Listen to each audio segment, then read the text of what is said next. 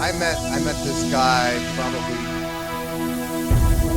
3 or 4 years ago at LowCarbUSA, and I looked at his book and it said 15 minutes to fitness, and I was training 2 hours a day, and I said that can't be right. And then Dr. Brian back there said, you really need to revisit this. You need to look into what he's doing, and so we did. And a couple of years ago, when I was introduced to it and I read it and I tried it myself and realized that I was an overtraining exercise addict, I realized that his method is the most efficient way to improve metabolic health, and to also, as we'll learn, to hypertrophy muscle, to develop muscle safely and effectively. So it was so profound to me that we decided to restructure our personal training certificate, and now the resistance training portion of our personal training certification is primarily smart training, and it's probably the most overlooked method in today's exercise physiology. Just time under tension and optimizing muscle recruitment. It's very basic at its core, but it is so effective, and we need to bring out that message. And now we're putting out practitioners and certifying them in this method, and I'm getting better results than I've ever gotten. I want to be like this guy when I grow up. And so here's Dr. Ben. Thank you, Jeff. Appreciate it. Welcome, everybody. Okay, topic: diet and exercise, the diabetes antidote. It ain't magic. Okay, so the talk is obviously about diabetes, and diabetes, I think people are more and more cognizant of the fact that it's a huge problem. I think, what did I just read a couple of weeks ago?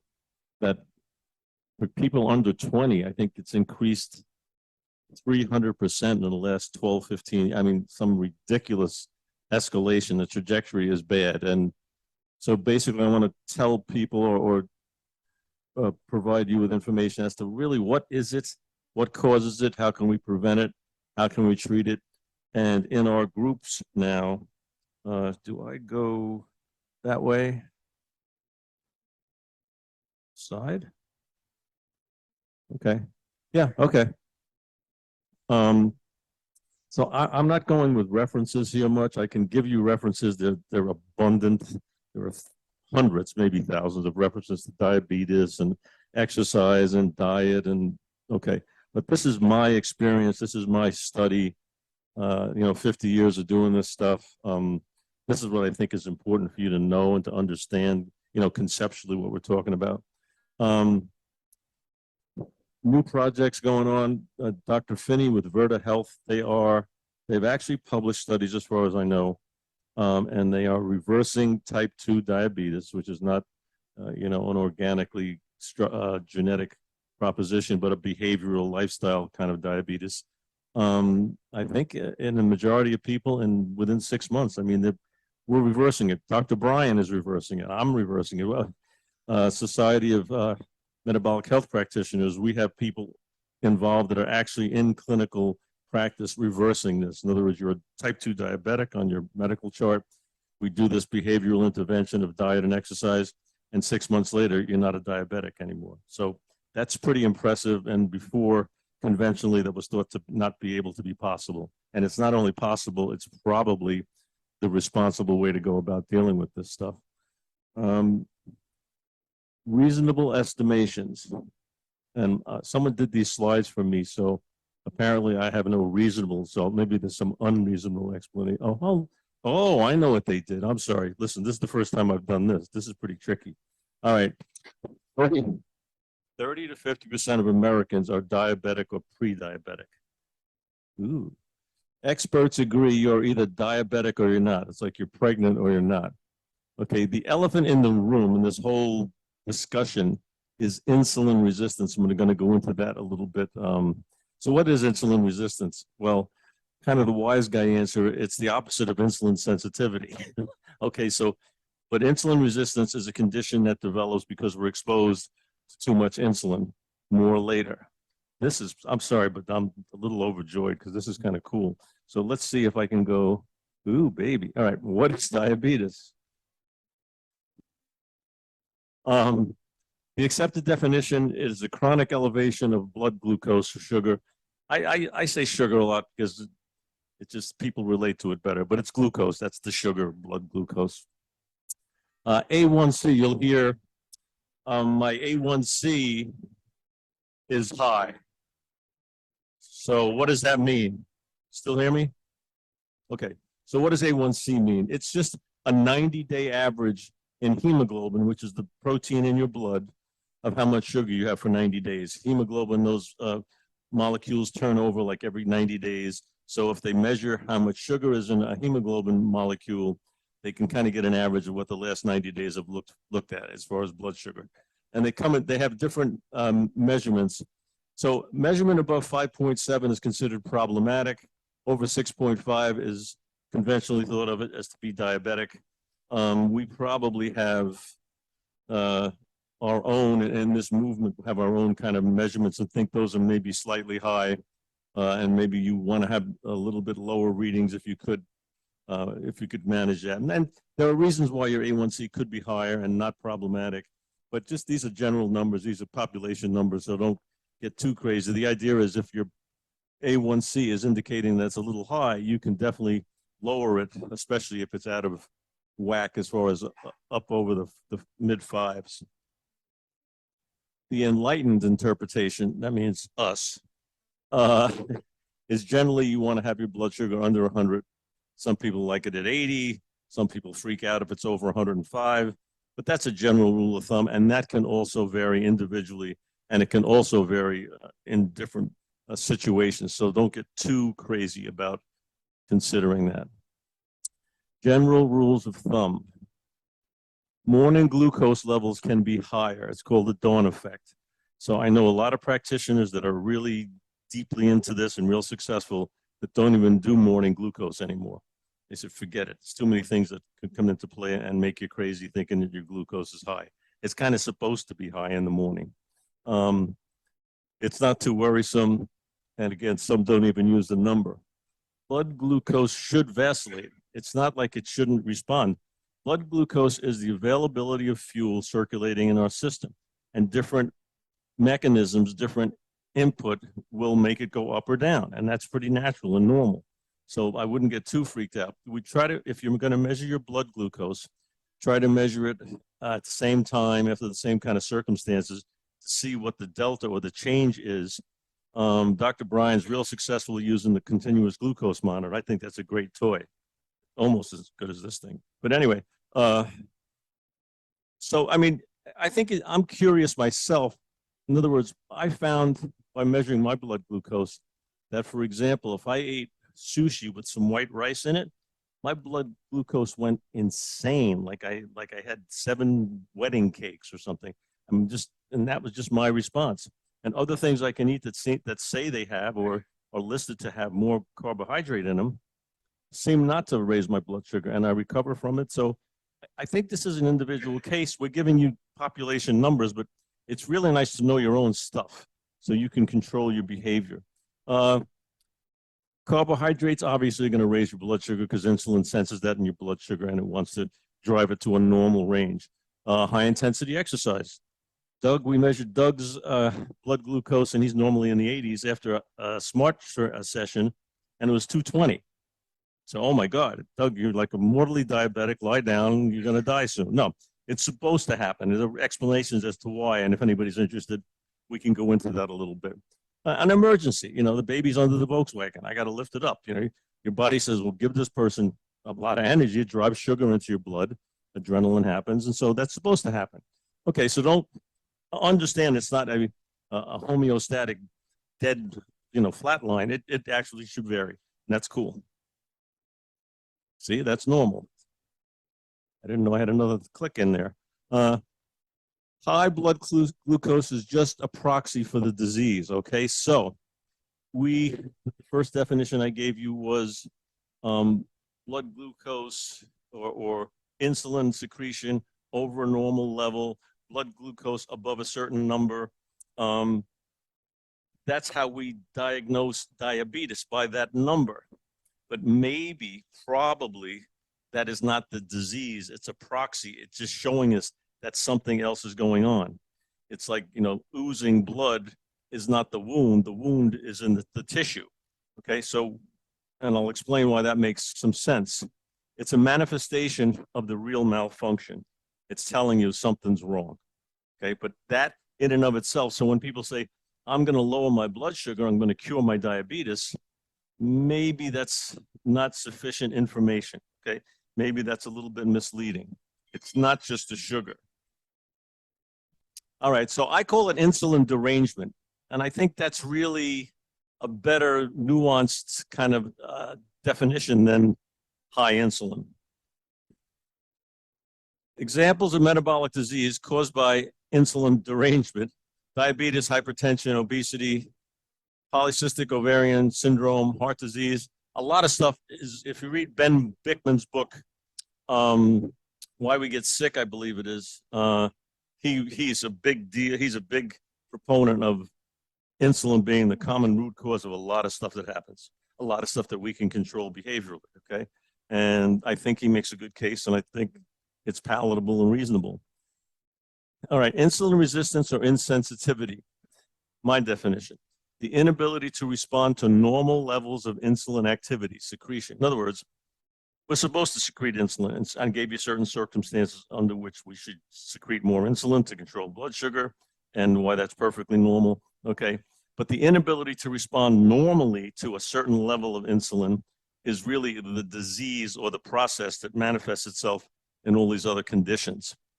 Too much insulin production is usually associated with insulin resistance. In other words, we have to produce too much insulin to take care of the sugar or the glucose needs above normal, which means we're going to start having exposure to this insulin on a constant elevated basis. That is a problem, okay, because overexposure to anything reduces sensitivity.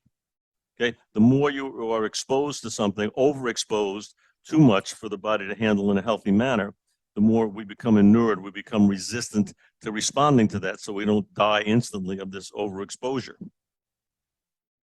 Continuous over-healthy production produces overexposure. So if we produce too much, too often, and it stays at an elevated level, that produces this overexposure, and that's going to produce the insensitivity or the... Okay, better? Okay. So that's what we want to do. We want to reduce the continuous overexposure to insulin, the need for insulin. Insulin and glucagon, the yin and the yang. I think when I'm moving, that's what's going on. All right. The regulation of energy balance is significantly dictated by the pancreas. That's an organ that really kind of senses energy, too much, too little, save it, burn it, that kind of stuff, those decisions. The pancreas contains beta cells and alpha cells. Beta cells release insulin. When I release insulin, alpha cells release glucagon. So they're right next to each other in the pancreas, and they're in that proximity for a reason, I believe, so they can regulate each other. Energy balance, we have so many organs, molecules, organ systems that control and regulate and sense energy, that it has to be a very important thing, issue for the human species. Insulin drives energy storage into cells to grow muscles, fat cells. It's a growth hormone. It's good. You cannot grow many cells in a petri dish without insulin, especially fat cells. You just can't do it. You need it. It's a powerful growth factor. Remember that. Glucagon drives energy release to perform tasks. Glucagon says, now use this energy which insulin has stored, because we have to do stuff. We have to build tissue. We have to perform activities, grow things, actually drive growth. Some think that insulin's main job is to regulate the energy wasting overuse by controlling glucagon. In other words, I think Bob Sivas has kind of proposed this, that the reason we have insulin is mainly so we can control glucagon, because if we had glucagon uncontrolled, this doing stuff, burning energy thing, we could waste away, especially in the time of the development of species when we didn't have food on a regular, abundant basis. Okay, so understand that, and I think glucagon is something we're going to look into a little more in the future. And I think it's kind of an interesting, kind of a forgotten hormone. Diet is simple, but not easy. We all know that. I think, well, at least the not easy part. The problem, the elephant in the room, is energy storage. So it's really, if you want to get a little technical but realistic, it's not that the energy itself is bad. It's how do we store this energy, and how does that affect our metabolism? How does that affect our chemistry? If we take in energy and we use some and we store some in a healthy manner in our fat cells and places where it's supposed to be, or readily available or available for storage, we're pretty cool. But when we overstock, when we overload, when we try to overstore energy, okay, I'm saying energy, that is the problem. Energy storage is the problem. If we take in energy in any form, and I don't care if it's protein or carbohydrate or fat, and we can discuss the differences in those, and it uses it and stores it in a healthy place, everything's cool. We're fine. I mean, there are even some instances of people that we would consider obese that have the propensity or the ability to store fat in huge abundance. Their fat cells can just take on a lot of fat and not be damaged, not be inflamed, not cause any problems, okay? For them, it's a healthy place. For a lot of other people, no. The devil is in the details. The popular forms of combinations of foods, okay, carbs and fats together is a dastardly combination. Okay, too much energy, too concentrated, and the habitual overuse and overconsumption is driven by that kind of combination. So too much energy for healthy storage is the problem. Too much energy, okay? Solution, control energy intake. Carbs are the usual suspect, but not exclusively, okay? But energy, control energy intake, that's one of the things we have to do. And we all know that's easier said than done. What just happened here? I think I thought I pressed the right thing. I'm going backwards. Oh, I pressed the same thing I've always been pressing. That's not fair. Okay, let's see. Huh. That's the way I've been forwarding this all along here. Okay, let's try it again. Okay, thanks, folks. Exercise. And I put the title of this, Try Reality. Okay, what's the story with exercise? How does it become involved in this process? Okay, we're a low carb group, okay? And we talk about eating, and we talk about carbs, and we talk about good carbs and bad carbs and timing of carbs and things like that. Okay, that's cool, it's important. Eating is only one part of the two most powerful energy levers that we have, eating and exercise. They are levers that are strong, that when applied prudently can really help us out, keep us healthy. Properly constructed muscle fiber recruitment, okay, which is exercise, is too powerful not to include as a requirement for health. If any practitioner is practicing metabolic health, promoting fat loss, wants to reduce the proclivity of insulin resistance and diabetes and things like that, and doesn't include exercise, I personally think that's irresponsible. There's too much left in the bag for them not to be using this stuff. The muscle system drives energy usage and storage perhaps more powerfully than any eating regimen. More importantly, the benefits from exercise probably will determine your longevity, your health span, and your ability to resist disease, okay, which I think most of us want to have, okay. And obviously controls energy storage. You can't outrun a bad diet. We've all heard that, right? You know what I think of that? I think it's ignorant and stupid.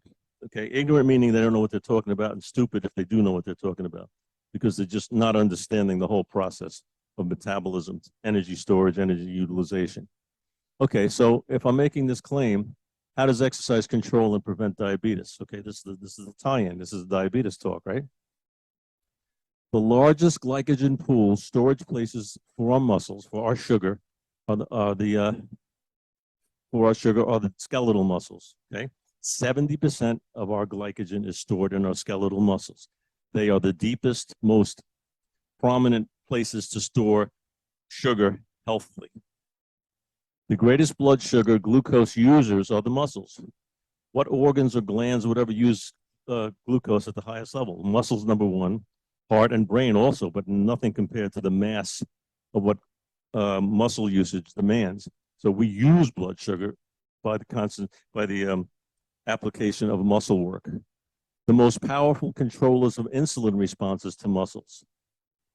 Exercise is so powerful that if we do enough exercise or at a level that's reasonable, we don't even need much insulin. In fact, we can bypass what we call translocation of blood sugar into storage of glycogen into the muscles. We can bypass the need for insulin through a hormone, an enzyme called AMPK. We don't, even type 1 diabetics who can't even make insulin can kind of go around that need for insulin to get glucose into the cells in a healthy manner in the form of glycogen. The simplest driver of stored fat utilization is muscle demand. It is the simplest, most effective, most powerful way to drive burning fat. Okay, let's put it that way really simply. The most influential metabolic rate factor is muscle mass and usage. So we're kind of getting an idea here that our muscles are really important when we're trying to control and regulate stored fat, energy usage, energy storage.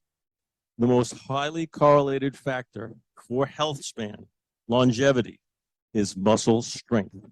And muscle strength can be acquired through exercise. You can eat a ketogenic diet, you can be perfect on your carbs, but it's not going to develop muscle strength. Exercise develops muscle strength, the highest correlative to longevity. Okay, the most obvious influencer for muscle function and health, what do you think that might be? Exercise. Okay, so we're kind of making this circular logic here that exercise makes our muscle system do the things we want to do, and the things we want to do will help us reverse diabetes, prevent diabetes, regulate blood sugar and energy storage. Exercise and diet, the diabetes killer. That was the title of the talk pretty much. It's the antidote. If you don't want to have diabetes, you have to exercise a certain way and you have to eat a certain way. And I kind of, hopefully I've exposed some of that stuff. So I made some assumptions. Okay, so if you agree with these assumptions as I go along, you kind of have to agree. It's like a Perry Mason thing. I said this, and this, and at the end, you have to believe you're guilty, right? All right, assumption one, insulin resistance promotes diabetic trajectory. It makes diabetes happen more regularly, to a greater extent, at a faster rate. That's assumption one. Number two, overconsumption of energy, carbs are a primary suspect, drives oversecretion of insulin. Insulin resistance happens when we oversecrete insulin. Insulin resistance happens because we get inured, we actually reject that level of that hormone. Assumption three, excuse me, logically, lower carbs equals lower insulin production. Since carbohydrates directly drive an insulin response, the pancreas has to respond to that. The lower the carbs, the lower the insulin production. That's just a logical, mechanistic statement. Assumption four, exercise greatly reduces the need for insulin action. That slide that I show you, how many things muscles do and exercise do to reduce the need for insulin because of sensitivity, storage capacity, etc. Assumption five, exercise increases muscle mass and activity. So if we increase muscle mass and our muscles are active, what does it do? It deepens the pool we can healthily store sugar. So it's a healthy way to store it. It uses sugar on a regular basis or an intermittent basis so that we draw it out of the system, out of the muscle system, and then we draw it back in by becoming more insulin sensitive. We don't need a lot of insulin to draw it back into the muscle. Okay, the larger the glycogen pools, the more we are increasing insulin sensitivity. It stands to reason. If my muscle cell can hold 5 milligrams or some minute amount of glycogen, and I increase that to 6 over these thousands of cells, I've increased my capacity to store insulin in a healthy manner. Not only have I increased the capacity, I increased the need to try to fill that, and that need says, don't be resistant to insulin, let it drive as much sugar in here as glucose as we can. That's the glycogen pool kind of a story, increases insulin sensitivity. Assumption 8, increased insulin sensitivity decreases diabetes. Okay? If the more sensitive you are to insulin, the less you need, the less you store energy, the less likely you are to accumulate glucose in your blood, the less likely you are by a huge percentage to become diabetic. Details and practical applications. I don't know what that means right there, but okay, here we go. All right, so what do we want to do? What's the takeaway? I always want a takeaway. You know, what does this mean, all this stuff?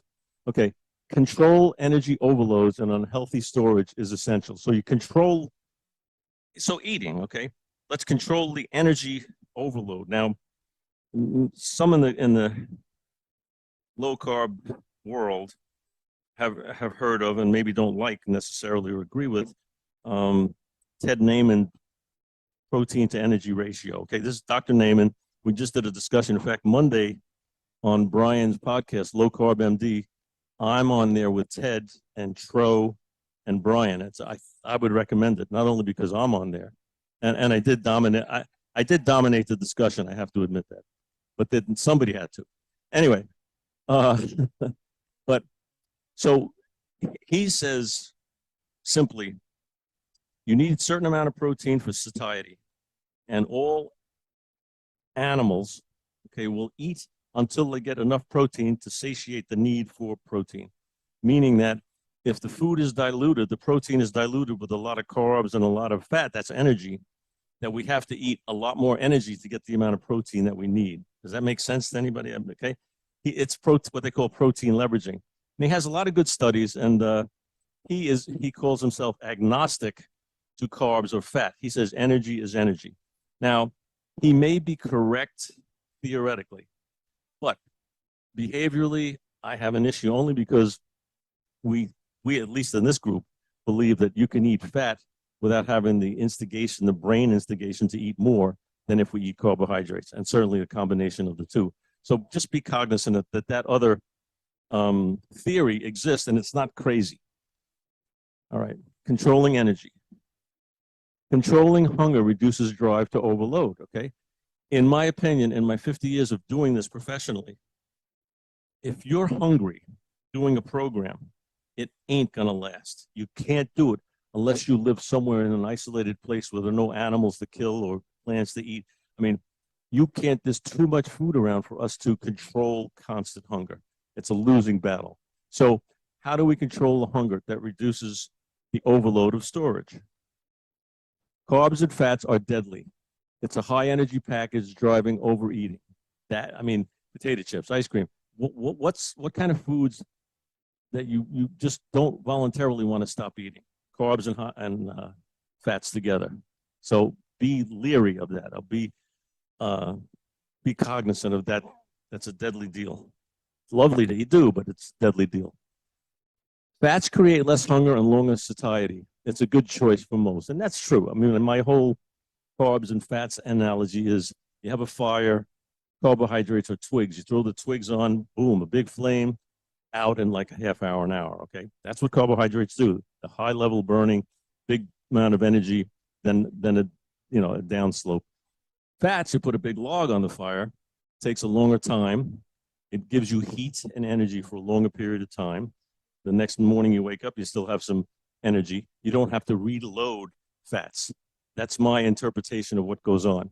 Less hunger, longer satiety. Good choice for most. Ergo, probably a better choice would lean towards lower carb. I think in my experience, I've had people that did low fat and did really well. Very rarely, probably 20% of the population that I've dealt with, okay?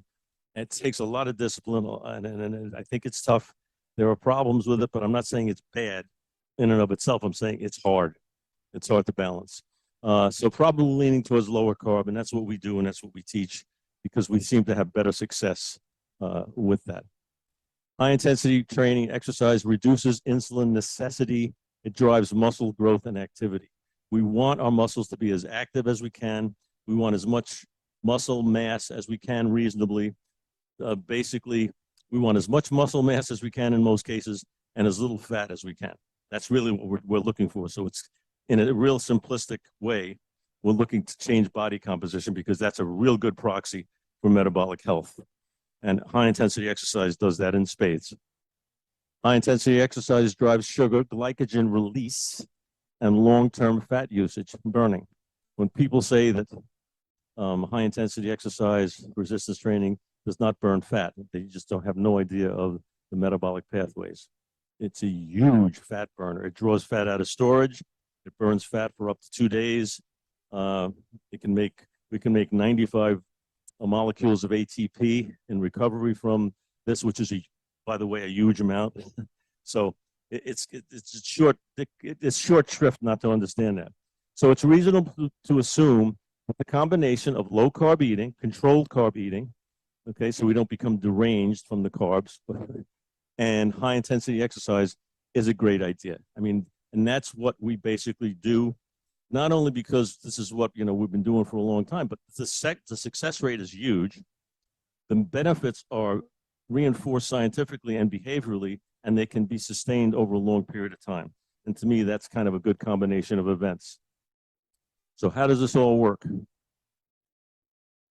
If we avoid insulin resistance in the muscle, this is very, very important, okay?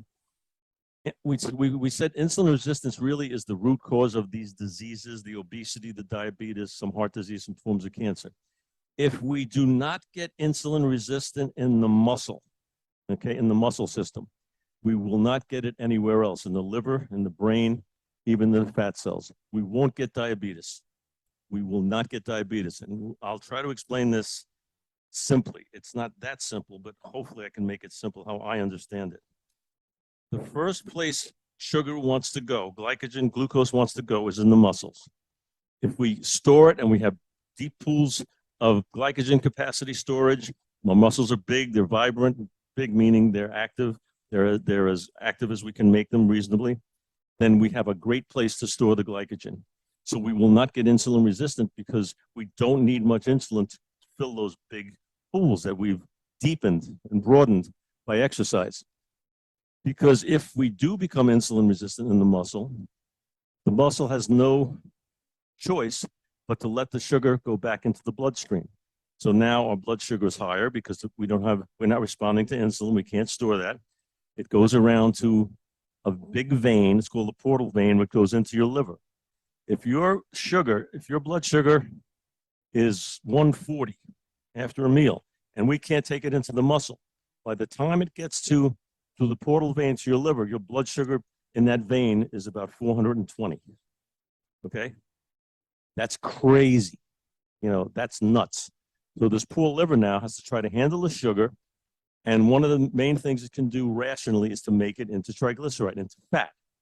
So that sugar is going to drive fat. It's going to make the liver fat because now it has to produce and organize this gluconeogenesis. It has to take sugar and make it into fat because it can't handle all that sugar. It's inundated through that portal vein, through that big 3 times what blood sugar is in your system, okay? I don't know if I have this here. Okay, if the liver becomes fatty liver disease, okay, big thing now, okay, it can't absorb, it can't make any more fat. So it has to drive all of this triglyceride from this overabundance of sugar drive into the fat cells. Okay, when the fat cells become overburdened, they can't even handle the amount of fat that we want, what they're driving the energy to store. We're screwed.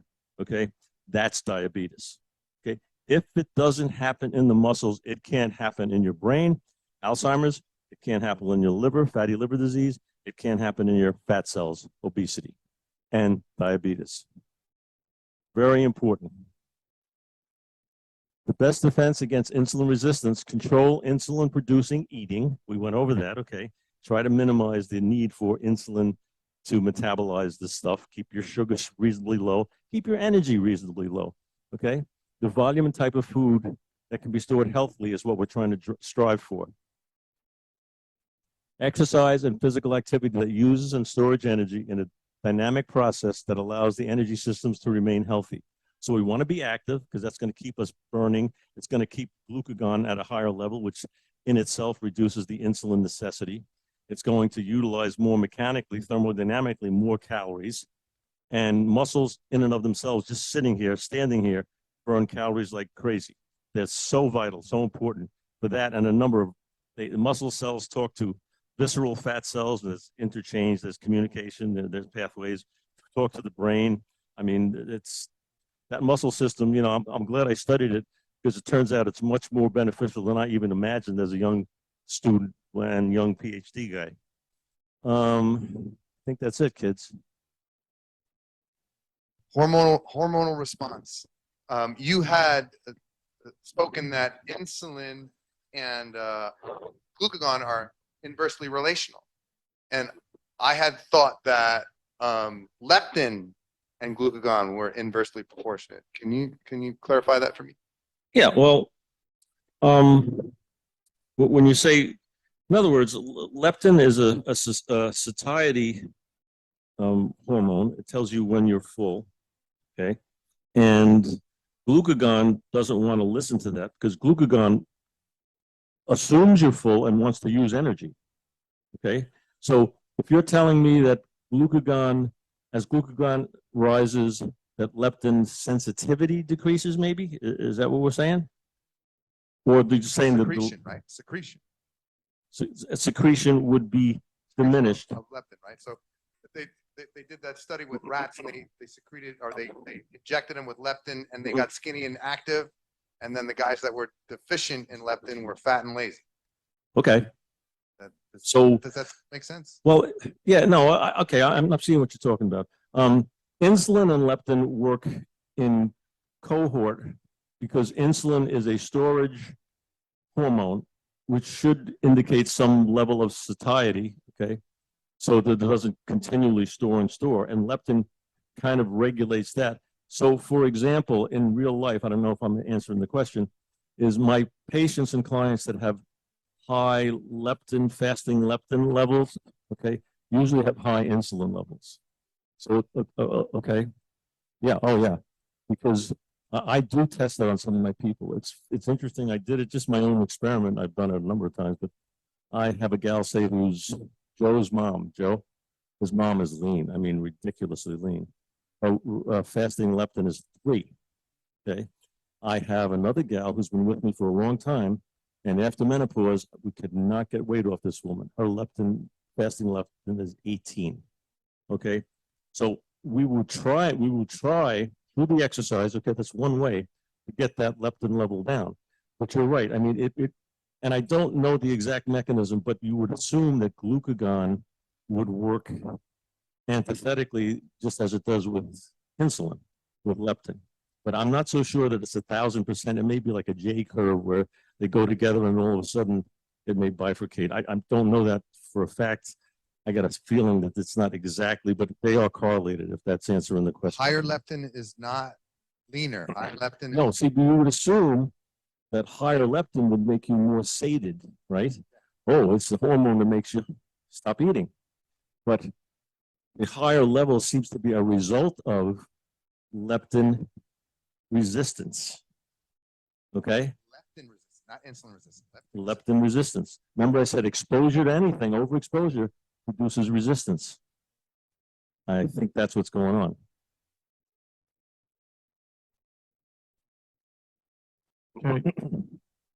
Since I'm next to Jeff, thank you, Ben, for your presentation. You're welcome. There are a lot of people in this room who understand your recommendations for building muscle. We're always trying to reach the new person. If there's anybody in the room that's new, you can raise your hand that don't know. And anybody who's online or who will view the recording of this, please explain your recommendations for building muscle. Okay. Where's my muscle fiber chart when I need it? But You always need to bring that. yeah, I got one in my pocket. Muscles respond, probably are the most responsive organ system in our body. If we demand physically that we have to produce force or work over a period of time, 2 extremes, one would be a hard work, short time, one would be a longer, slower kind of activity. Muscles will respond by adapting upwardly. In other words, if we create an emergency or create a situation where we're uncomfortable, the muscles' response to the brain is to say, let's not have that happen again, because if somebody, if there's a predator chasing me, or if I have to chase something, whatever, that's not a good sign for me to get tired, for me not to be able to handle that, to be able to lift or move this or whatever it was in the developing species. So they will respond rather readily to upregulate their capacity. Okay, so, and the more that capacity is developed, and everybody has genetic limitations, but that's almost never the end result. In other words, there are very few people, even my world-class world record holder athletes, I don't think I've ever really reached genetic potential, or they've come close. But for most people, common people, that's not really an issue. So your muscles will respond in a normally healthy, or even some people that are compromised, in a way so that they can handle the load that was just given to it that became taxing and kind of alarming. So what does that mean? That means we have to make, in most cases, we have to make muscles work harder than they used to.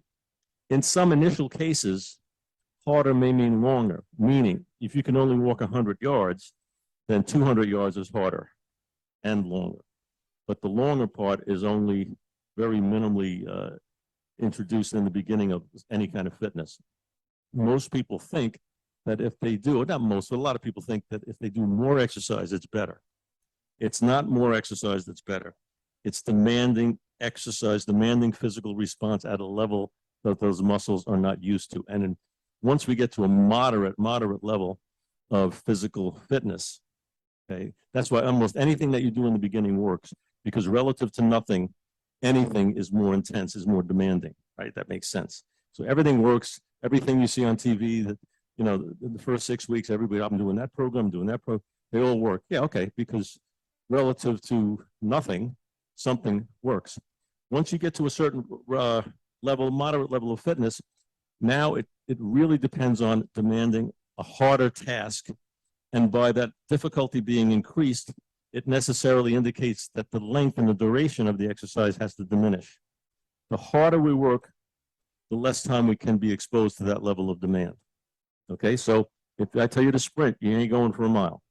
Okay, so what we found to be most productive for all of those cases, endurance, muscle endurance, cardiovascular capacity, strength, bone health, is high intensity. In other words, a short, brief, controlled exposure to demand safely. And that's why we have slow training with smart training, safely, so we have minimal damage to the joints.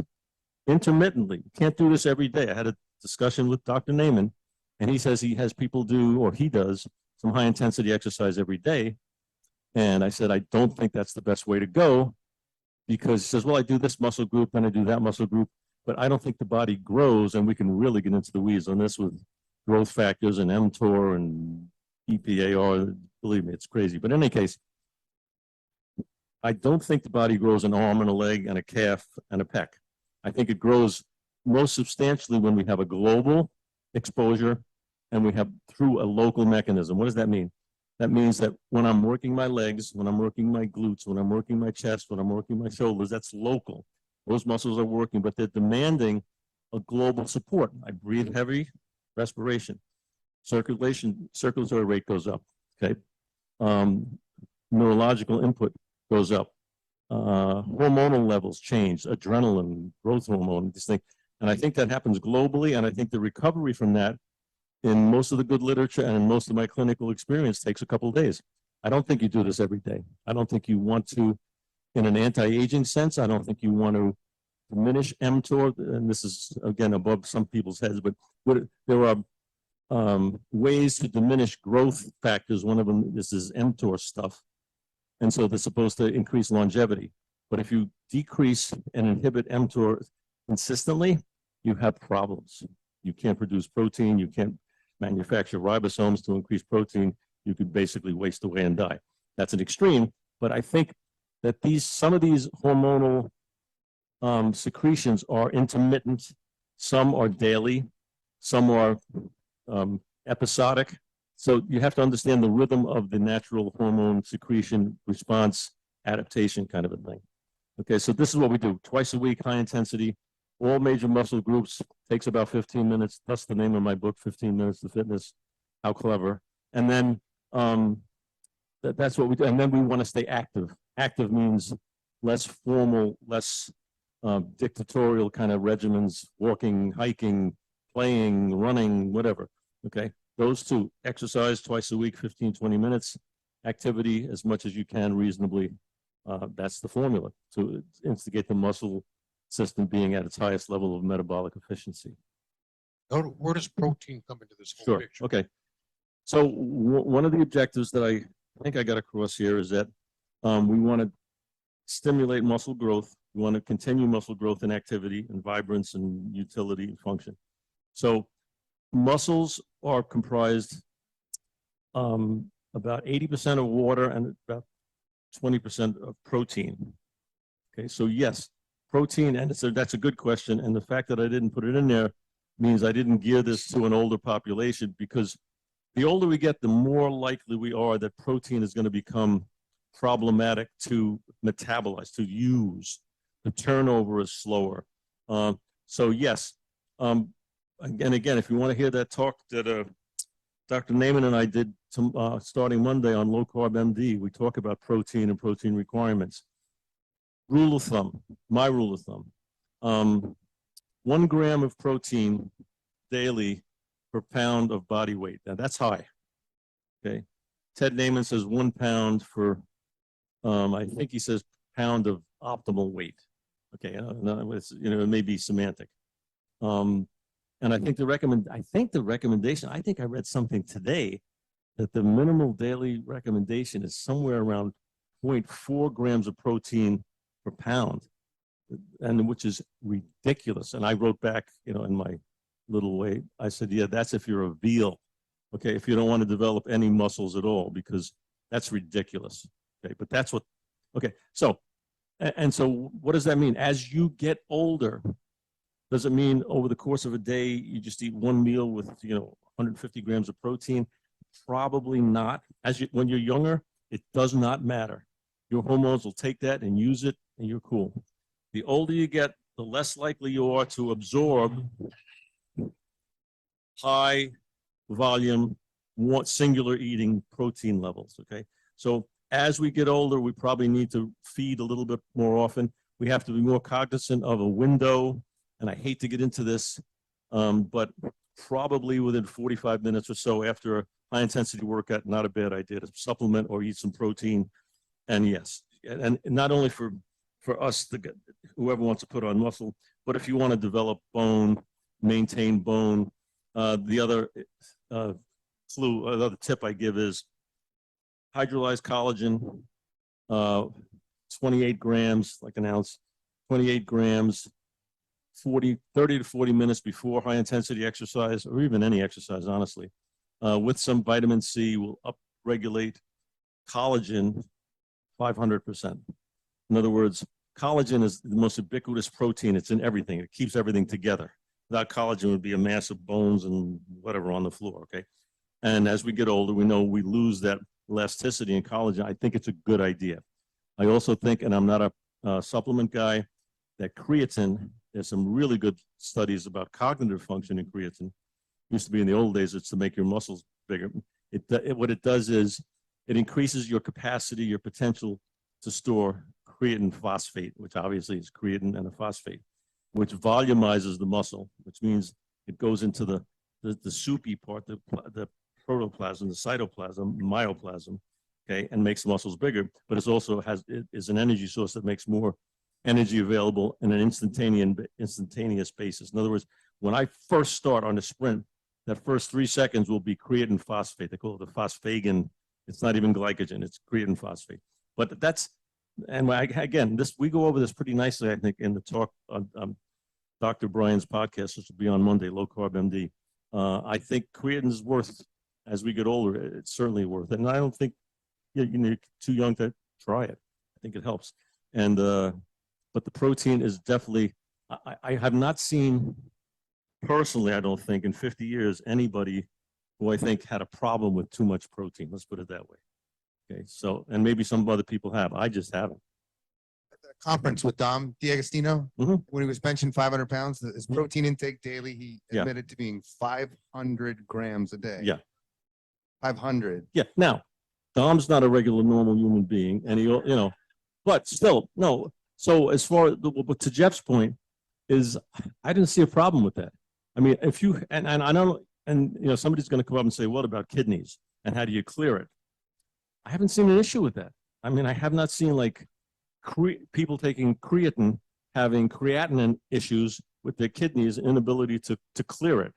You know, I haven't seen it. So maybe I'm wrong. Maybe there are studies that show otherwise. Brian, you know anything about that? He doesn't need a microphone. Are you kidding? I'm just kidding. So Jason Fung, who's a nephrologist, he's making the argument.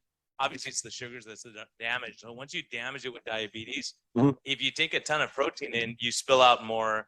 So if you have a sieve, right, and you made it bigger hole, so now grapes can go through, and you drop a bunch of grapes in there. The more grapes you drop in, the more will fall out. It doesn't mean it's damaging the kidneys. It just means you're going to see more protein in the urine. Yeah. It doesn't mean it's damaging anything. Right. So that's the point. So we've had a lot of people on a low carb diet or a high protein diet, and their kidney function improves dramatically. Yeah. Because we've controlled the sugars. Right. Yeah. Yeah. So again, bottom line is, I haven't seen a problem. I mean, your creatinine levels, I'll give you an example, and I hate to use myself as an example because I tell people when I die, I'm going to donate my body to science fiction. But I had my creatinine levels were 1,000 times above normal. Okay. And I was doing this very, very hard, what I thought was cardio, but apparently I was burning muscle like a mother. Okay.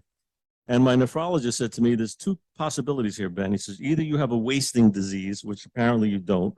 He said, or you're just burning protein like hell for energy.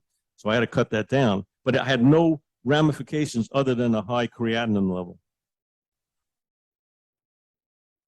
Yeah, CK. CK, that's different than creatinine. Yeah. It's Well, I different. mean, well, no, my So like marathon runners will have a high creatinine kinase all the time because they burn through muscle fiber. So that's CK. Yeah. But I mean, it was like ridiculous. I mean, it's off the charts. But can you tell me if there is how much of a fluctuation there is in fasting insulin from day to day? Is it strictly diet dependent, or does exercise play a role in it? sure. So the question was, will insulin fluctuate as a result of other things other than just sugar? Well, I Yes. had labs done in July and labs done last week, Okay. and my fasting insulin level was different, and I have been doing more exercise, and I'm trying to understand whether it was the different labs that got different readings, whether it was diet or whether it was increased exercise. I would think the main influencer would be diet, but I can also see how exercise, depending on, you know, when you did it, how, oh, damn it. No, but yeah, I could see from that. Oh, I could see from that how your insulin levels might be higher, only because, like we did with Doug, your glucose levels after this workout, because you've used so much glycogen, your glucose levels go up like crazy.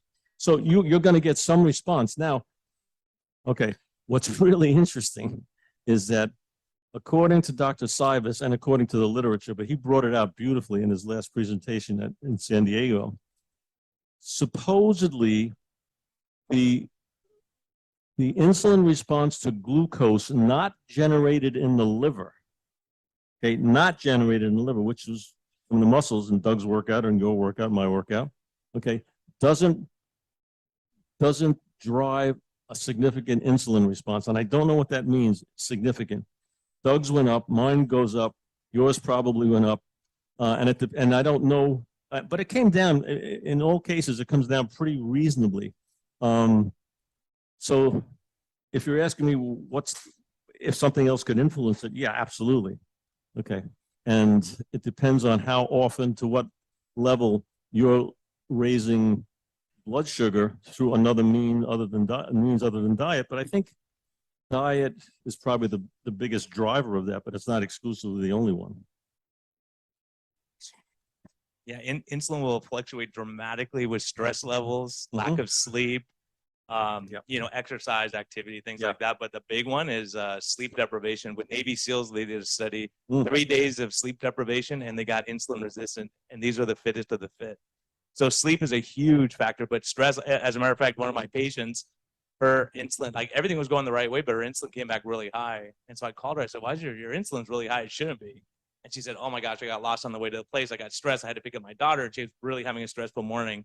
3 days later, we repeated it, totally normal.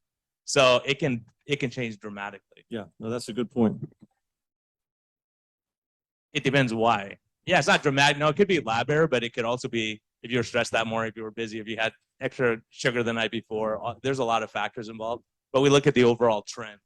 Eventually, it'll come down. Yeah, 7 to 12, I would get it done again just for my own head. Let's clarify. In our primary course, we say the hormonal response, the instigation of exercise, the instigation of resistance training causes a decrease in secretion of insulin. Is that correct? Causes acutely? Oh, in other words, Yes, right yes. when you're Right doing it? then, when you do it, you shut off the insulin pump or downgrade it. I don't, as a blanket Might have to statement, change the course. as a blanket statement, I wouldn't say that. In other words, as an acute response to high intensity exercise, with your insulin levels go down, and I'm not sure, like Brian said, don't forget, this is a big stress we're talking about.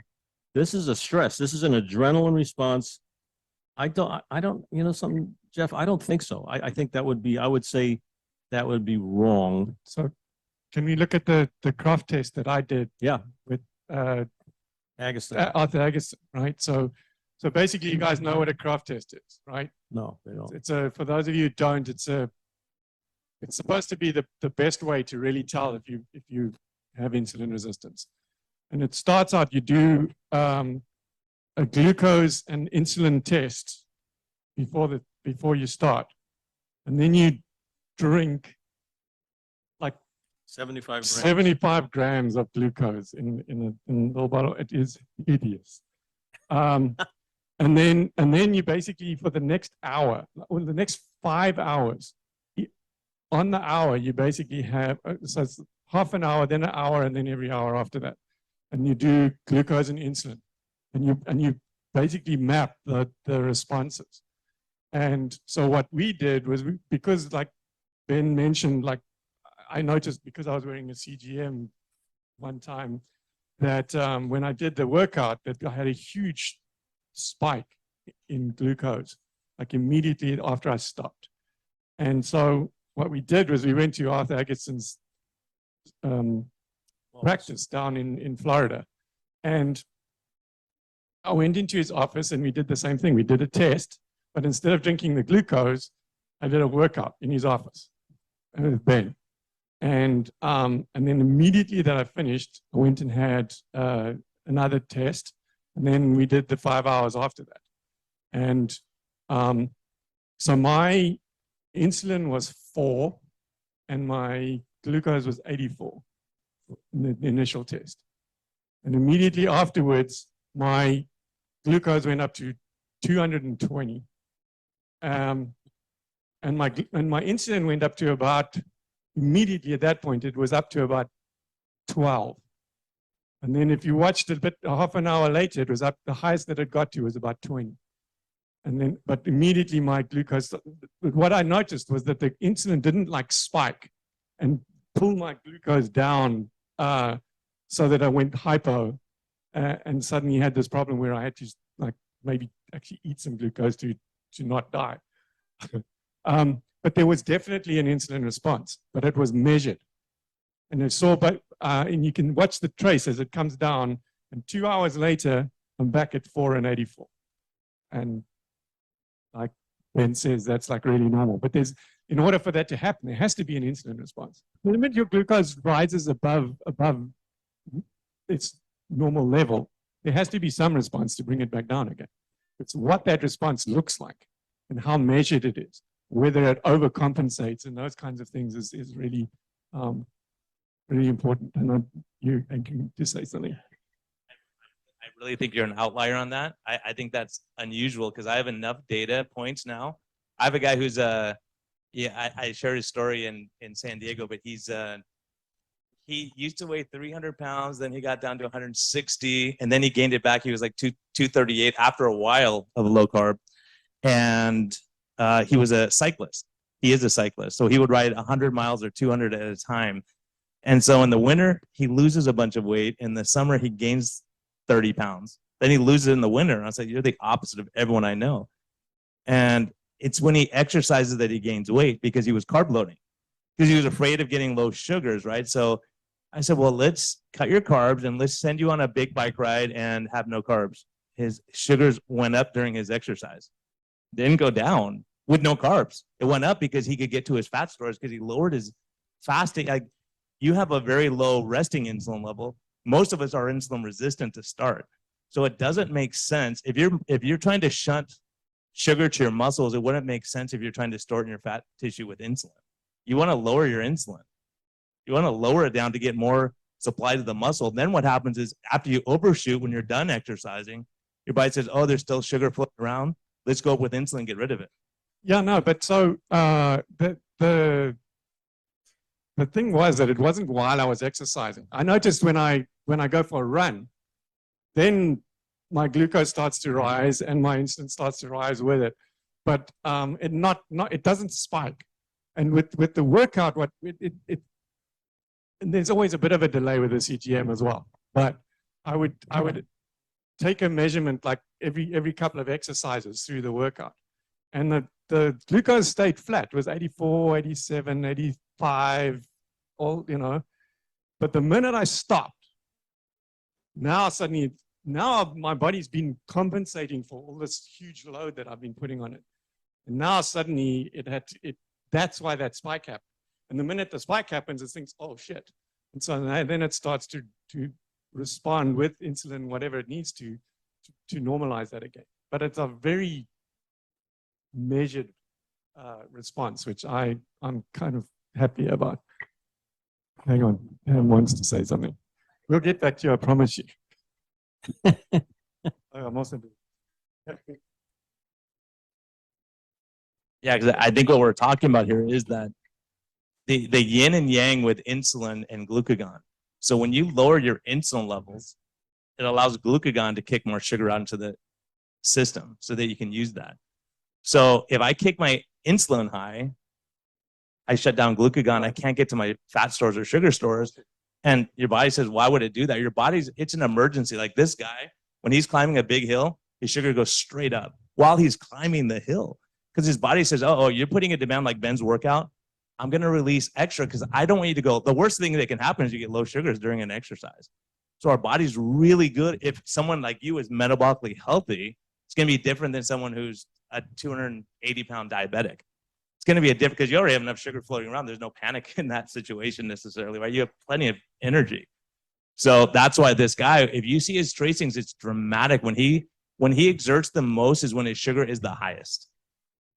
And then after that exertion, your body says, well, I don't need it high anymore. You're not pushing it. There's no panic anymore. That's why your exercise is so amazing, because you force a panic over and over again with each muscle group. Okay. Yeah. What causes nocturnal hypoglycemia, and does it improve on a ketogenic diet or carnivore? What causes nocturnal hypoglycemia? Interesting.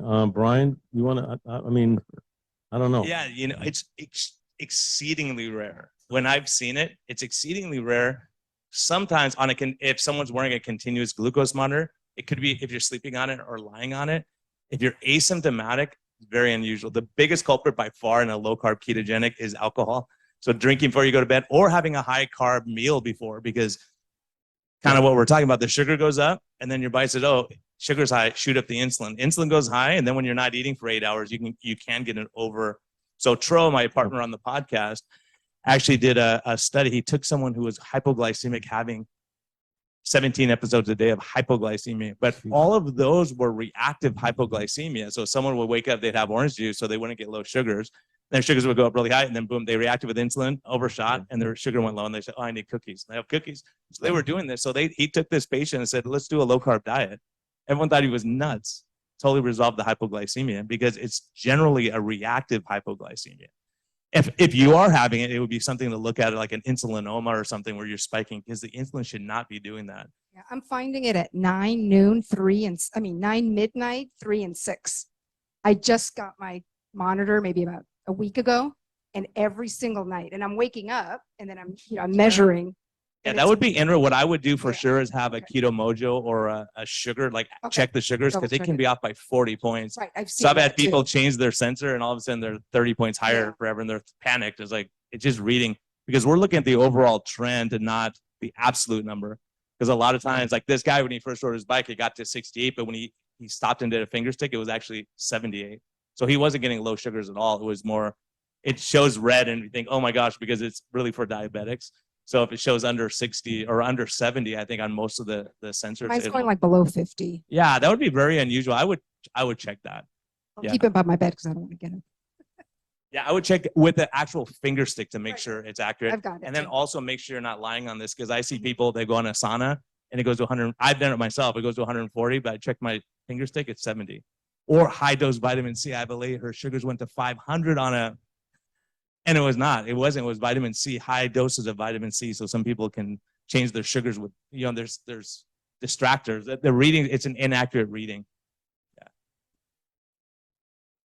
So, but when you get the hypoglycemia, like intermittently at 3-hour intervals or something, do you feel, is that what's waking you up?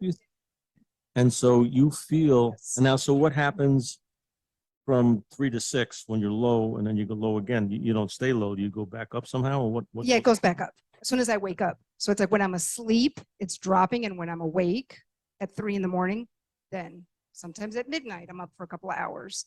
So I was thinking it was maybe like releasing, maybe my liver or pancreas is releasing something and It's you know, almost, it's catching it as, on a wave. it's almost, Brian, don't you think like a parasympathetic, sympathetic, yin yangy? I would be wondering have you had your fasting insulin level checked? I did, it was 26. the Yeah, last so time I had that- it done. That could be a possibility that your insulin's so high. See, that's kind of what I'm talking about is if you're in, like, I have a guy, one of my great success stories is a guy with the glycogen storage disease, meaning he can't break down his liver glycogen to feed his muscles. So he used to be a semi-pro hockey player and he could barely walk because he would get so exhausted because what happened is his doctor said, well, you're not getting enough sugar to your muscles. Let's give you sugar all the time. So they gave him sugar around the clock. He was eating 7 times a day. Before he worked out, he was drinking soda and like Gatorade and all this stuff so that he could exercise. So what they did when he came in, his insulin was 48. So I said, you can't get your fat stores, you can't get your sugar stores.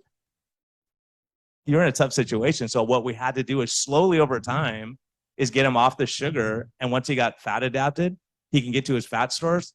Now he's rollerblading with his kids again. He's doing stuff again because he can get to that energy. So that is a possibility that your high insulin is keeping you from getting to releasing sugar because high insulin levels telling your body there's too much sugar in the system. So then glucagon doesn't kick in, right? And it's kind of the opposite thing we see with diabetes. When someone's diabetic like when their sugars are out of control, the pancreas shuts down. And when you don't make insulin, glucagon says, well, there's no insulin floating around. There must not be enough sugar. So you release it all at once. And that's when we get the sugars of 500 because basically they took the brakes off. Yeah, so maybe you just can't get. As a matter of fact, one of my guys who works out with Jeff, the first 3 weeks, whenever he rode his bike on Saturday morning, his sugars, and he had just gone off a liquid diet, of a high sugar liquid diet. Basically, he lost weight, but he couldn't get to his fat stores at all. So whenever he rode his bike, his sugars would go whoa, like low. And then the 3rd week, they spiked like crazy. And he called me, he was scared. He said, my sugars went crazy with my bike ride. How'd you feel? Great. I go, you can get your fat stores now because he dropped his insulin enough that he could get to that. Yeah, Because so that might be what you're experiencing. Yeah, I'm incredibly tired too. Yeah, that can And be. yeah, I mean, I can barely make it through a workout. Yeah, and then maybe Like I'm just just- slowing down on, just having some low carbohydrate intake for now until you get that, like lowering it down, but going from having a lot of sugar to having none, your body Yeah, may be, Yeah. yeah, I'm pretty much carnivore. I've yeah, lost, yeah. like, under That may 20, be, but by now, your body should adapt to that and that should go away. maybe a couple of weeks. How do you react to caffeine? I love it. Because caffeine's not only a stimulant, it also helps with lipolysis, right? Yeah. So, Just have one coffee in the morning. That's usually mine. so it can actually help access energy, just not Okay. stimulate central nervous system. Thank you. Fat burning. Hypoglycemia.org has a really good infographic on the roller coaster of hypoglycemia.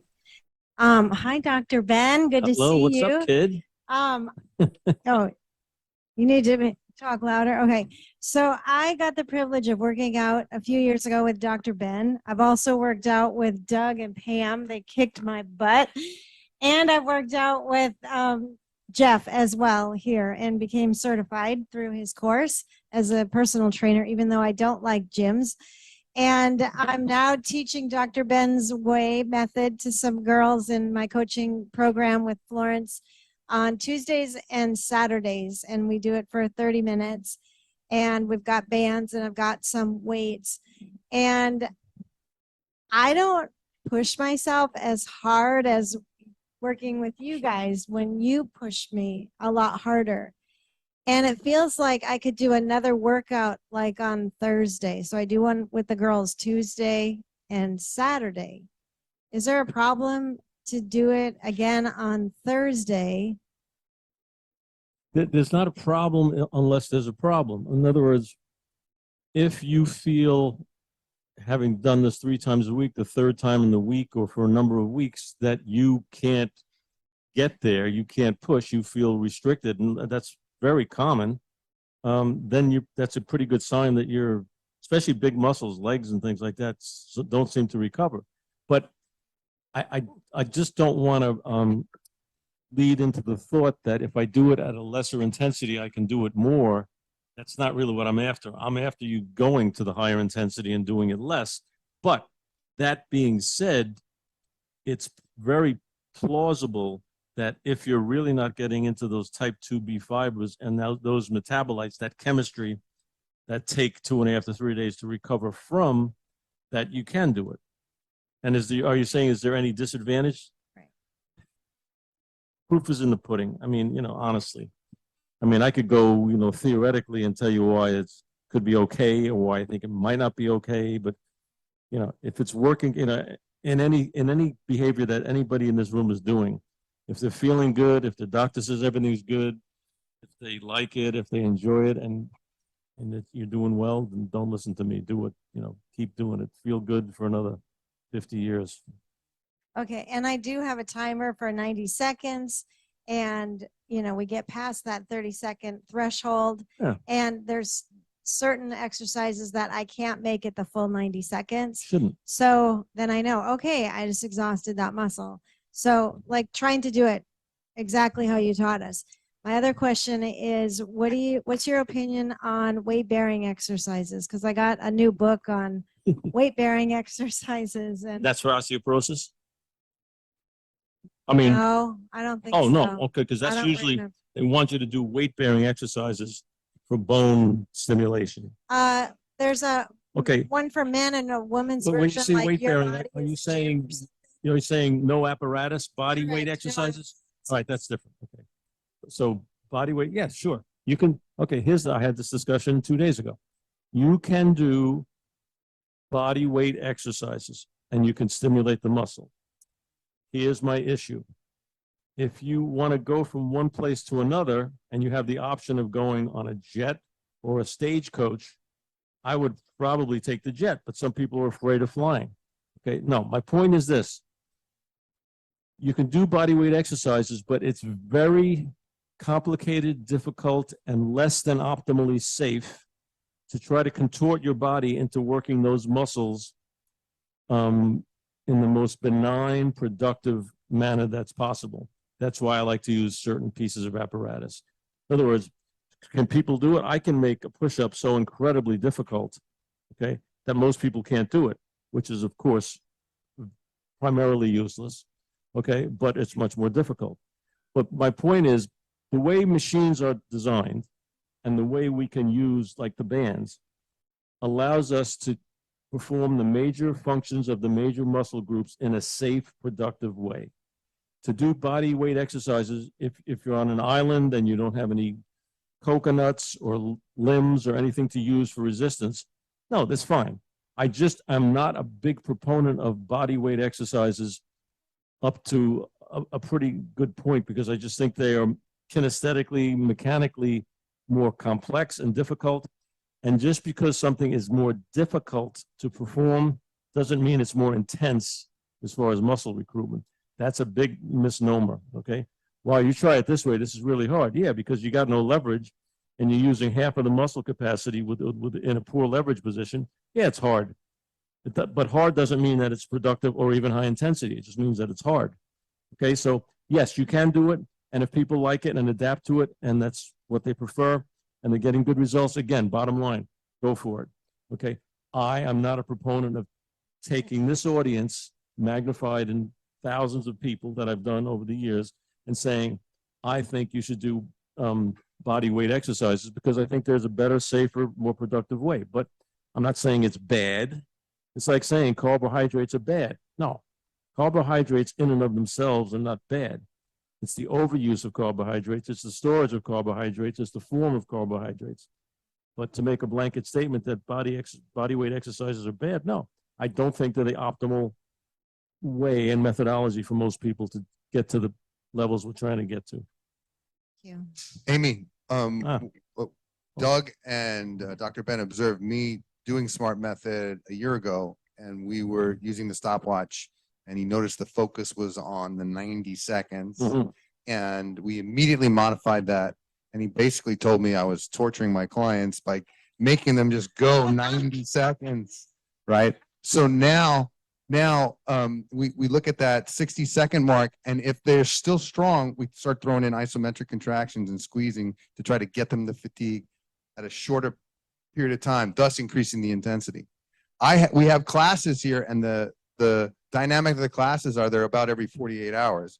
They're supposed to be every 72 hours. And that's what most clients do. That's the optimal according to his book and other supporting research, 72 hours for supercompensation. I do have clients that consistently will show up every 48 hours and train 3 times a week, and they're making some gains and not getting injured. Am I going to say, am I going to shut the door in their face? Say no, but That's fine. I guess I just wanted permission, like one more day of this. And I was also doing online, Dr. Laura Weiss, she was doing it, and she was doing the isometrics, and it was working. So thank you for that. Yeah, in other words, there's some nuance to this stuff, and you can do little things, almost observationally, you can get an idea. If we really want to go to failure, how is that described mechanically? Because the reason we want to go to externally to muscle failure is because internally that correlates to threshold, metabolic threshold, and then the time constraints. But if you're doing an isolated movement as opposed to a compound movement, the time under load probably is going to be longer to the compound movement because some parts of that movement aren't directly working the primary muscle, your triceps instead of, so therefore there's a relative rest. It's a little bit, it's like sprinting, but in between the sprints, I take a few steps where I just stride. So I'm going to probably be able to go a little longer. But the idea, and again, numbers make me nuts because it depends on your muscle fiber type distribution. It depends on the mechanics. It depends on the device. It depends on your body. If you're doing chin-ups, okay? I mean, most people can't get past a certain level in chin-ups because the big muscles kick out and smaller muscles have to take over, and they don't have the leverage to do it. That's another problem with body weight exercise, okay? So if you want my permission to work out 3 times a week, you have it. I'll put my hand on your head. I'll give you a blessing, okay? If it works and you feel good, I just don't want it to be the reason that you don't go as hard as you can because I have to do an extra workout this week. Right. I totally get So that. that's my question, Amy. Like you said, when you worked out with Jeff, when you worked out with us, when you worked out with Ben and us and Jeff, that we kicked your butt, that you worked much harder.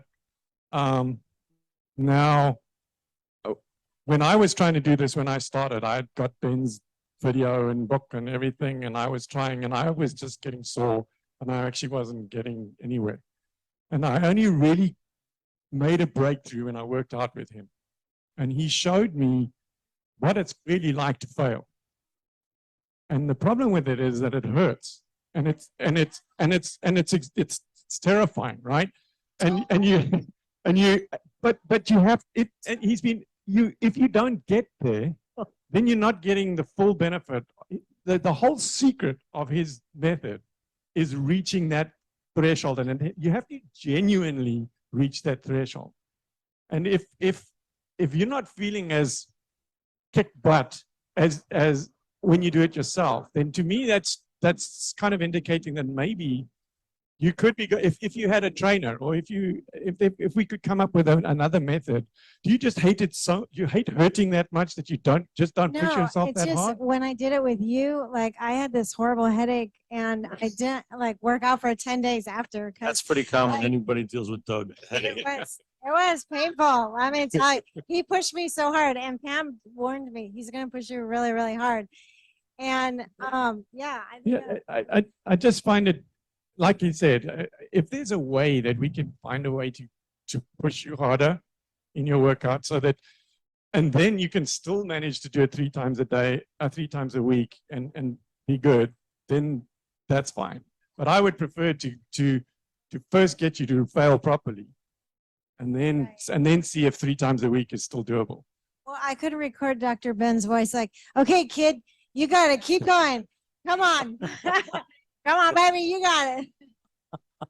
No, I mean, there's a lot of nuance to what's going on here, okay? Some people perceive the failure differently. I mean, Doug works to an inordinate level. I mean, but okay, but he can tolerate it. He has done, a guy runs 150-mile races or whatever. I mean, that to me, that's off the chart. So his threshold is different. But I have people that have never exercised in their life, that are sedentary, that work to what is their failure. And it's not, he used the South African word. He said what did you say it was? I can't remember.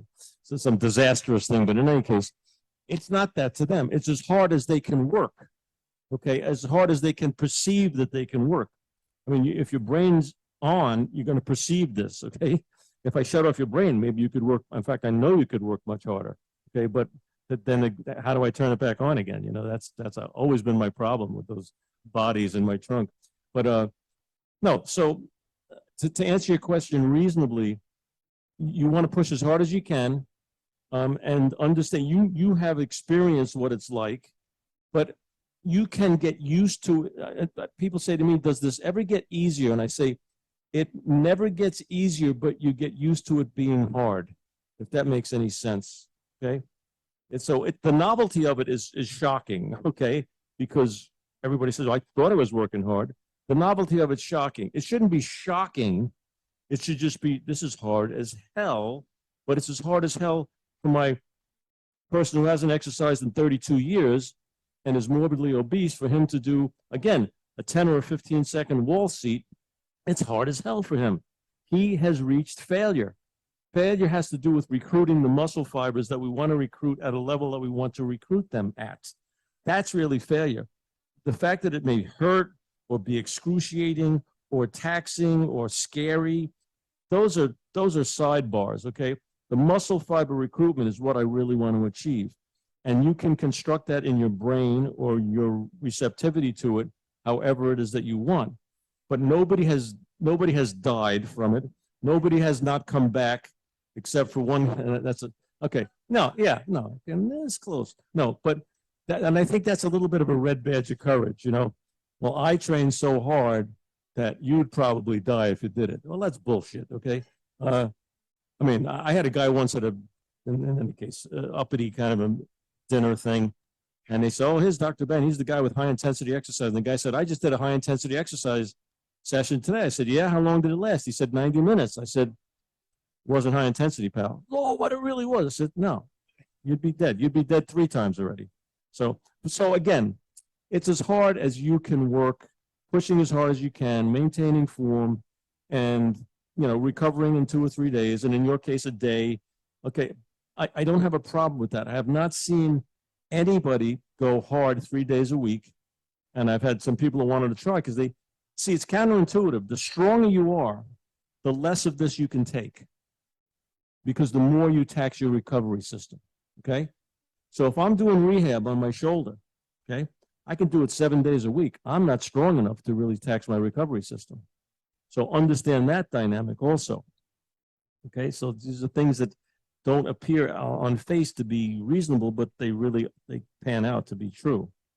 Well, here's some good news, Dr. Ben. I did a workout this morning and I was on vacation last week, so I had some fill-ins. And I said, hey, how did it go on Tuesday?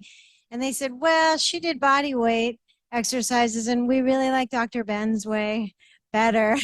I'm like, good, because I'm doing it this morning. Well, you get used to it too. I mean, And there they is said, that. yeah, that they're actually feeling that they're getting stronger. They're using they're increasing Sure. their weights week after week. No, So it's working. the physiology works. I mean, this isn't something I created or invented, you know, but it's a good way to pierce that possibility of behavior, you know, get the most out of it. Dr. Ben, can you clarify the protein issue that you talked about before? You said as we age, it gets harder to process protein, and yet I've heard and read that older women especially need more protein as they age. Yeah.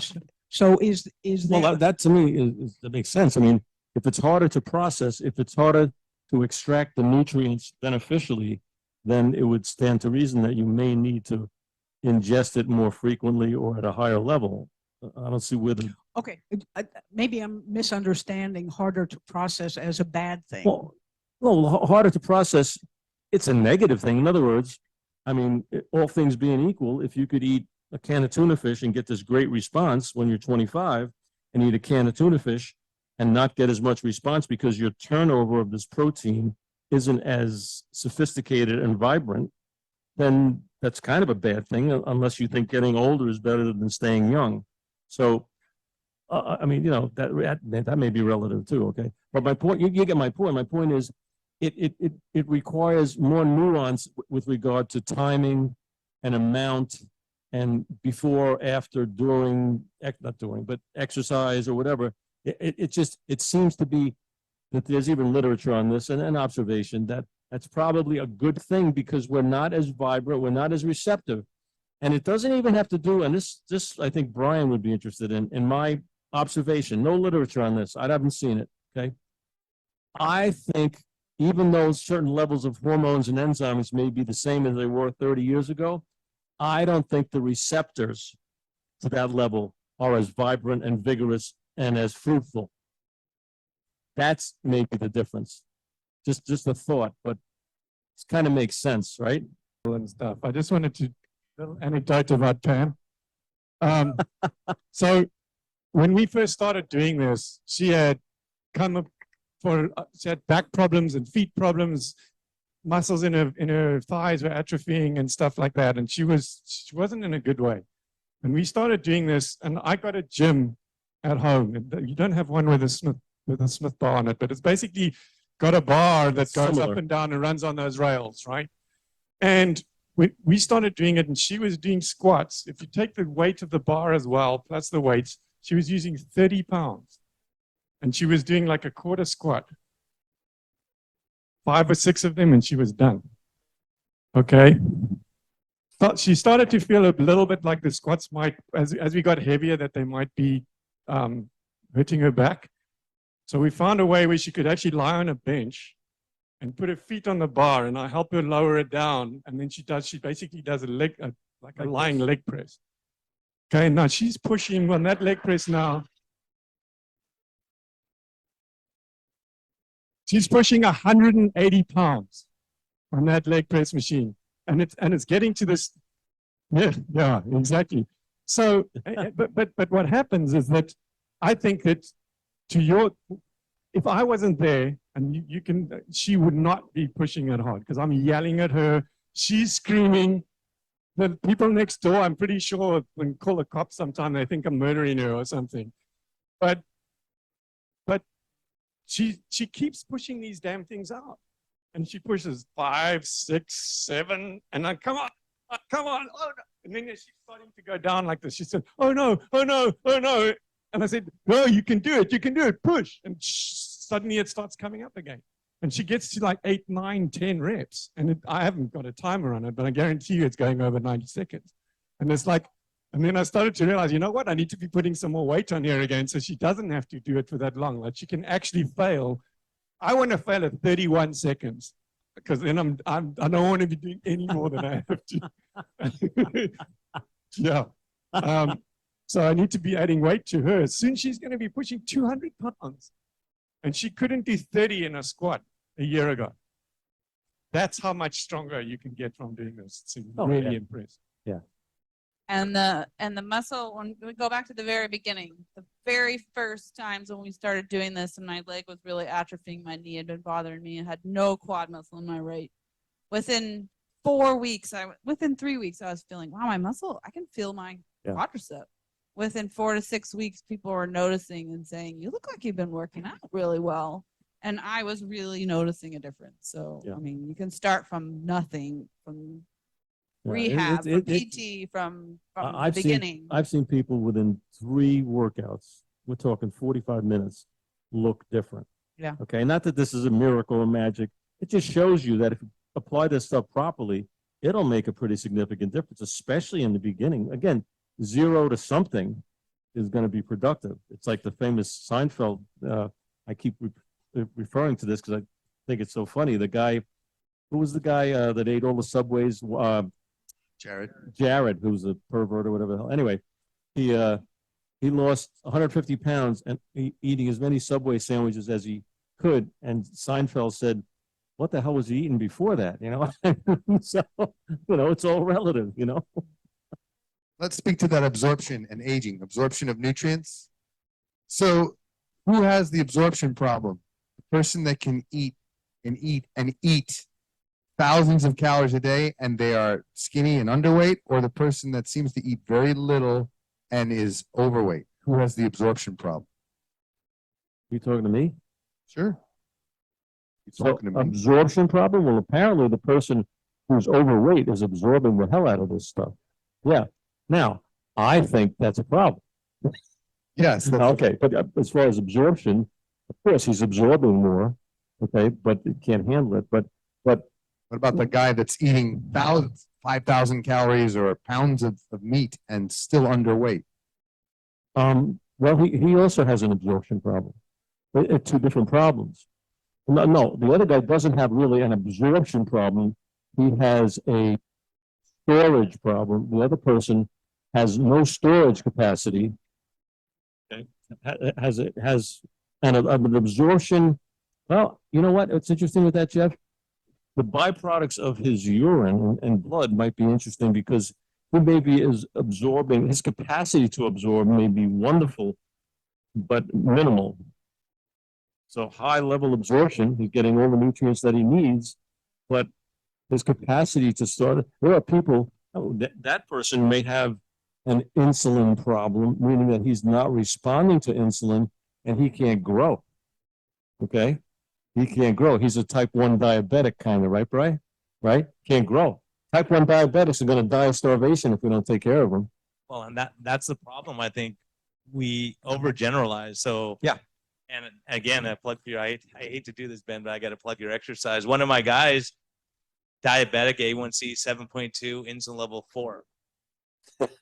Right? Yep. He had no muscle mass. So I go, the only fix for you is having more of a sink for your carbs, because he's not insulin resistant. He's relatively insulin resistant, but his insulin level is 4 that we're trying to get everyone down to. Right? So the problem was he couldn't make enough insulin.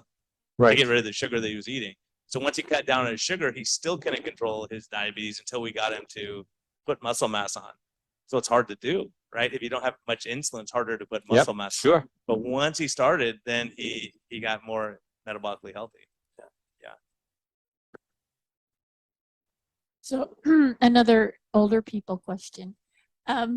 So I have not been exercising lately, and then I just restarted doing your program. Mm-hmm. But now I have arthritis in my knee and my toe. Is it harmful to do that kind of high intensity training? I have arthritis in every joint in my body. Okay. Now, is it not harmful? No. The general answer is no. It may be mechanically problematic if it hurts when you do it and you get inflammation as a mechanical result of that movement. Metabolically, this level of muscle work produces muscle-mediated interleukin-6. What that means is from your muscles, we're producing this signaling cytokine, which is anti-inflammatory. My study that I did with, I keep repeating this, but it was very impressive. Juvenile arthritis kids, Johns Hopkins University called me to help them with a study. These kids have juvenile arthritis, they don't move because it hurts. Their interleukin-6, this level is normally considered to be an inflammatory hormone, and it is when it's combined with TNF-alpha and interleukin, another, I think it's 1 or something. And in any case, so what we did was we had these kids do this exercise because it was pretty mechanically benign. It's slow, it's controlled, didn't hurt them. And these kids, when they fill out the form, how's your arthritis, how does it feel? All felt better, all got more energetic.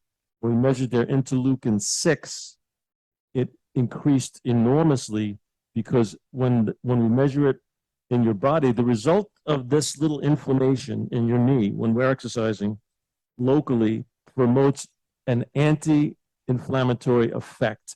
So we're making a little fire here by exercising, and we're calling in the fire department from the rest of your body to put that out. That's one of the main mechanisms for the anti-inflammatory mechanism of exercise. But if you have some arthritic, orthopedic, or mechanical problem that's causing that kind of organic irritation, inflammation, that may be something that exercise is not good for. So this is very nuanced again and very subjective.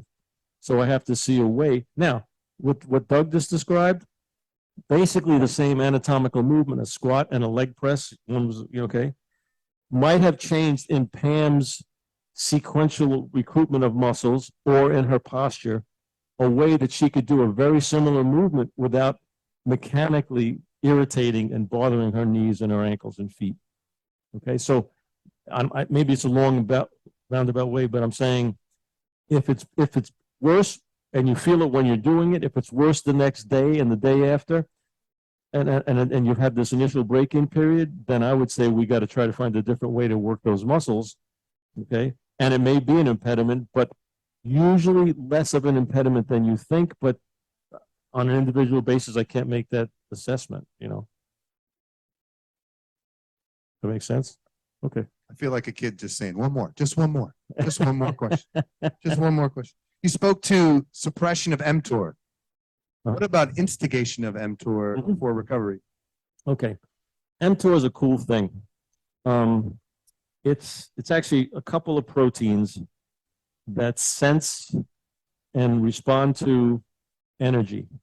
So you got this stuff, mTOR, and I'll go a little deep in the weeds because I know there's a couple people who want me to, but mTOR has like one little foot or hand in the cytoplasm inside the cell, and it has another little leg that goes into it goes outside the cell. Okay, and what that means is that it is aware of what's going on that individual cell basis, and also in the they call this the lysosome, but it's outside the cell, kind of the edge of the cell. It tells us what's going on globally in the whole mechanism, the whole organism. So it figures out, and one of the things that it senses is insulin. mTOR2, again, in the weeds, it's maybe boring, but mTOR2 recognizes insulin levels, and the ability to promote growth is dependent on mTOR2 telling mTOR1 it's okay to grow, because it would be stupid for a cell to promote growth if it didn't have enough energy and the capacity to grow. That'd be silly. So then mTOR says, okay, I've got enough insulin. I've got an impetus. One of the impeti would be muscle, would be protein. One of them would be muscle stimulation. Okay, so we can turn that on. Now, supposedly in anti-aging studies, if you can minimize mTOR, so you're not always growing, okay, you can live longer. And they do it with animals, they live longer, okay? But if you do it to the extent that we completely reduce it, and on a chronic basis reduce it, you can start to have a problem where you're not going to be able to produce the ribosomes, the things that make protein, are going to diminish, okay? Your mitochondria are going to diminish because they don't have enough energy to stay vibrant, okay? So it seems to me that the sweet spot is intermittent stimulation of mTOR and growth, just as we stimulate the muscles to grow. When we want the muscles to grow, we would like mTOR to happen. Now, mTOR is even funny. Global mTOR can stimulate the muscles, can stimulate the brain, okay, and have a negative effect on the liver. So it's a little bit, again, nuanced. It's like, but constant mTOR stimulation, for example, high intensity exercise every day, I wouldn't recommend it from that standpoint. None, or once a week, I don't think that's sufficient. Okay. And again, how do you go back to the development of the species? Did we have to hunt every day like a son of a whatever, and then be exhausted every day? No, because if we did, we'd be dead. We couldn't run away from squat. Okay, we would just, okay, take me, I'm shot. Okay, so we hunted, we worked like hell, we ate, we relaxed, we got hungry again, we went out probably a couple times a week, just thinking, maybe more than 15 minutes, but I was a baby then. But the point is, I think this kind of makes sense when you analyze the development of the species and how these systems are the sweet spot of utilizing those systems to our advantage. Can you talk about and comment on exercise? We've been talking about fat cells, brain cells, regulating blood sugar through the muscle system. Can you also talk about exercise and its effect on the skeletal system? Sure. and battling osteoporosis? Yeah. That's a simple one. Skeletal muscles are muscles that are connected to your skeleton. Clever, right? Okay. So we have what we call in the literature a muscle bone unit. These bones and muscles work in unison. So I have a muscle that's attached to my forearm and it's attached to my shoulder. Okay. When I instigate protein synthesis, protein uptake, mTOR, growth, okay, hypertrophy, when I instigate that protein uptake in this muscle, the bones that are attached to this muscle will increase protein uptake every time. If I'm an astronaut, I lose muscle, I lose bone. Okay, if I'm sick, I lose muscle, I lose bone. I go through puberty, I develop muscle, I develop bone. Okay, you're hospitalized, you lose. They work in conjunction, inseparable. Okay, unless there's some way screwed up metabolic issue. Okay, so when I increase the protein synthesis in this muscle, these bones have to increase as a response to that, their protein synthesis. What does that mean? Bones are a matrix, like a spider web, of protein, upon which we lay down calcium. The more protein we have, the more density we have in that protein, the easier it is to lay down calcium, and the harder it is to leach calcium. That's osteoporosis, okay?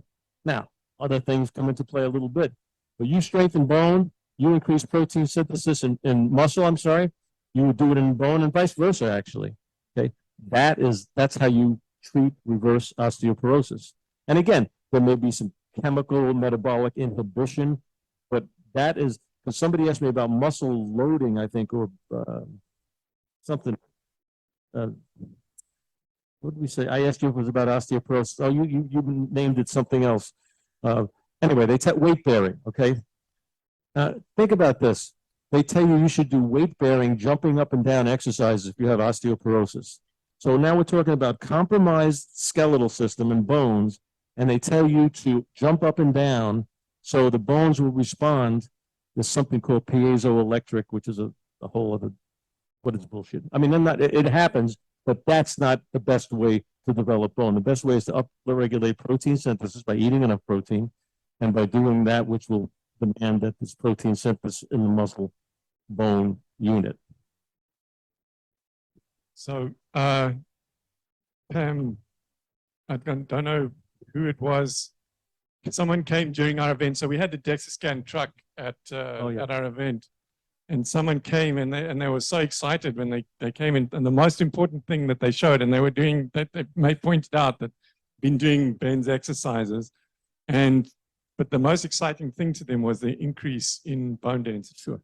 So, Yeah, it's very important for us aging women over 50. We want to monitor that we're not losing bone. That's one of the biggest things that, and we're told, like weight bearing exercises, but like you said, jumping up and down doesn't make a lot of sense. Yeah, well, that's taking weight calcium bearing. Yeah. on top of taking just calcium in addition to nothing else, it doesn't have anywhere to go, right? If you're just taking Yeah, calcium, you have to, magnesium, and vitamin D. yeah, you have to drive the calcium in. I mean, it's just not going to take, it's not going to acquiesce to circulating calcium for no reason.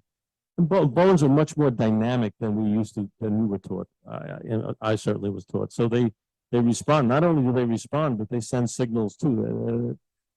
They're very intricate, actually. They're not so simple. Okay, so, all right, this is the end of the show. So these two old ladies are outside smoking in the old age home, right?